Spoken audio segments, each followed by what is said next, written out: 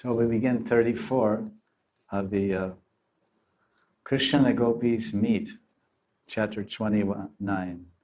This is the third verse of the Pranaya Gita, 31, 2, 3, 4. This is the fourth verse of the Pranaya Gita, 11 verses. Chittam sukhena bhavata paritam griheshu yanirvishatyutakarav vapi griya kritye pado padam chalatas tavapadamulad yama katam prajamato karavama kimhva. These verses are same. It's called Vasant Tilak Chandas. This is the meter of the Brahma Samhita. The gopis tell Krishna, because he's saying, go serve your husbands, etc. They said, until today, our minds were absorbed in household affairs. For the last year, since you stole our clothes, our minds are absorbed in household affairs. But you said in the coming nights that you will call us for the rasa dance. This is that night.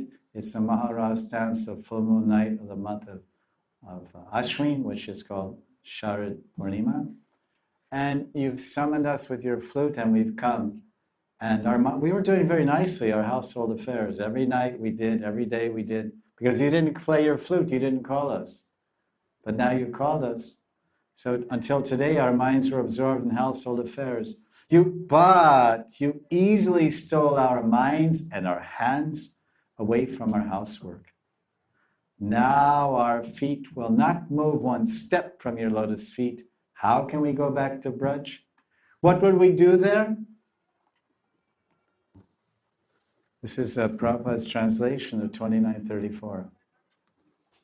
Dear Krishna, as women we are certainly satisfied when our hearts are engaged in the activities of family affairs.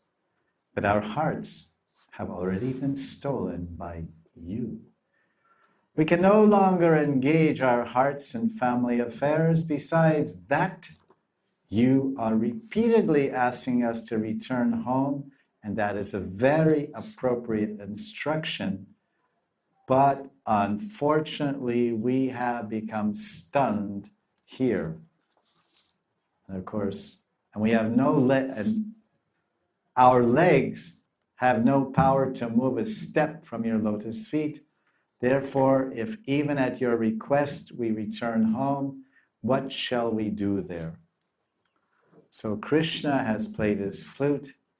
He's excited the hearts of the gopis, and they flew out of their houses. Now he's glanced at them, and they've glanced at him. So that Cupid has shot several arrows. The Mahanidhi arrow of bewitchment and attraction for each other. That's been done, been shot and affected. And then the next arrow is stamba, which means stunned and you can't move. So they're saying, we're stamba, we can't move. Because Krishna is glancing at them, and Kamadev is shooting his arrows of Unmadani and stamba. And Sammohan, and stamba. Sammohan means bewildered by or bewitched by and attracted to the form of another person. Sammohan.